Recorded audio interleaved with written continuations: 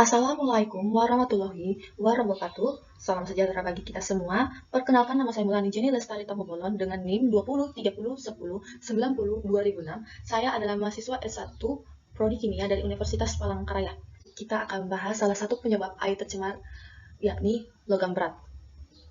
Cemaran logam berat pada air. Yang pertama, pengertiannya. Logam berat adalah logam yang memiliki ciri-ciri sebagai berikut: berkilau, lunak atau mudah ditempah, mempunyai daya hantar panas dan listrik yang tinggi, bersifat kimiawi, yaitu dasar pembentukan reaksi dengan asam, mempunyai nomor atom lebih besar dari 21, dan terdapat di bagian tengah daftar periodik atau sistem unsur periodik, biasanya menimbulkan efek khusus pada makhluk hidup.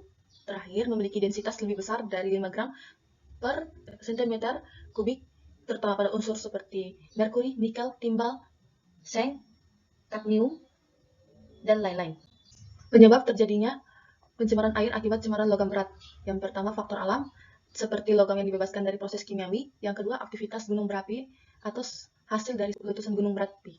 Yang kedua, faktor manusia, seperti proses pertambangan, buangan industri, pengelasan logam. Ciri-ciri jika adanya racun. Yang pertama, terdapat logam berat yang beracun atau logam tertentu memiliki jumlah tertentu pada lingkungan. Sebelumnya perlu kita ketahui ada dua jenis logam berat. Yang pertama, logam berat esensial. Logam berat ini sangat dibutuhkan oleh organisme dengan jumlah tertentu juga. Namun, jika organisme tersebut mengonsumsinya dengan jumlah yang berlebihan, dapat menimbulkan efek beracun.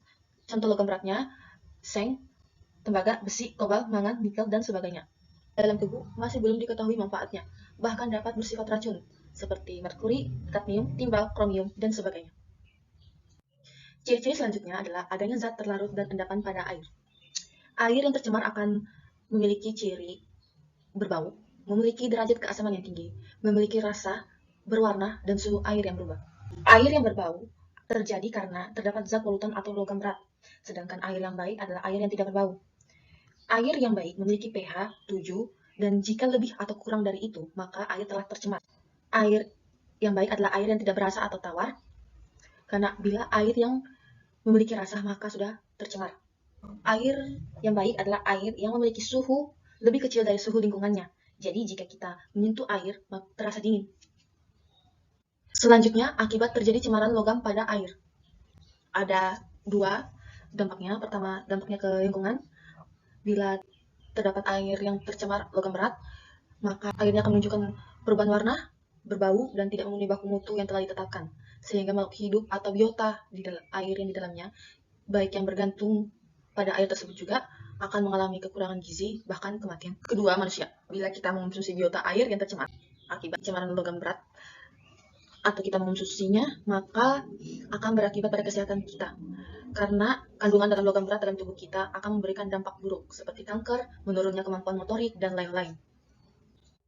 Cara mencegah atau mengurangi. Yang pertama, metode pengendapan. Metode ini adalah metode dengan cara memisahkan logam berat dari zat pelarut. Hasil metode ini adalah filtrat dan endapan berbentuk logam berat. Yang kedua, metode pertukaran ion. Adalah metode satu bentuk ion dalam suatu senyawa bertukar dapat berupa kation ditukar dengan kation dan anion ditukar dengan anion.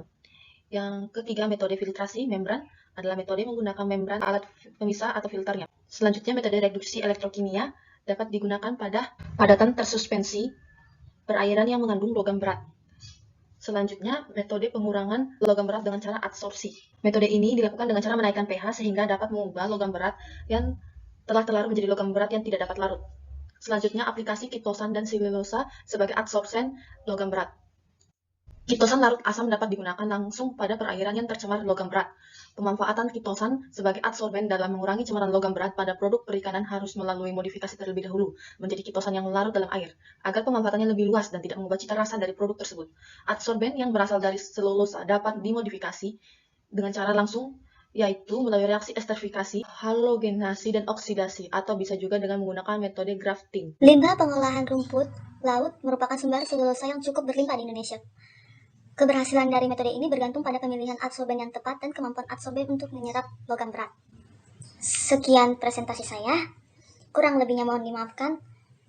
Akhir kata saya ucapkan terima kasih. Wassalamualaikum warahmatullahi wabarakatuh.